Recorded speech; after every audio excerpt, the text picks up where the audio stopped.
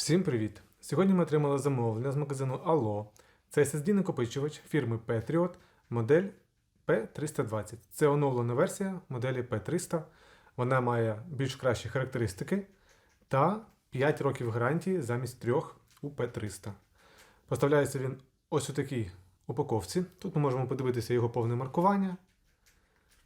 Щоб його відкрити, доведеться або зламувати його, або можна просто відрізати нижню частину. Щоб витягти його з пластиковим кейсом разом. Відрізаємо ось так. Потім тут можна його відкрити таким ось чином.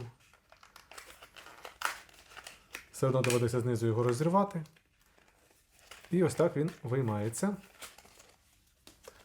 І йде ось у такому пластиковому кейсі. Тут ми маємо наліпку. Її, звісно, знімати не можна, інакше ви втратите гарантію.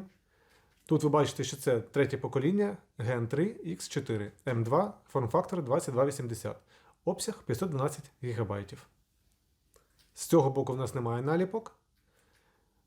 Тому якщо ви будете наліплювати на нього радіатор, то через цю наліпку. Її не знімайте, щоб не втратити гарантію. Все ж таки гарантія 5 років, а статися може все, що завгодно. Зараз ви побачите його швидкості та зрозумієте, на що приблизно він здатен. Це один з найдешевших SSD-накопичувачів, але він має 512 ГБ, тому більшості людей його вистачить. Всім дякую за перегляд, ставте вподобайки, підписуйтесь на канал. Залишилось питання? Задавайте в коментарях.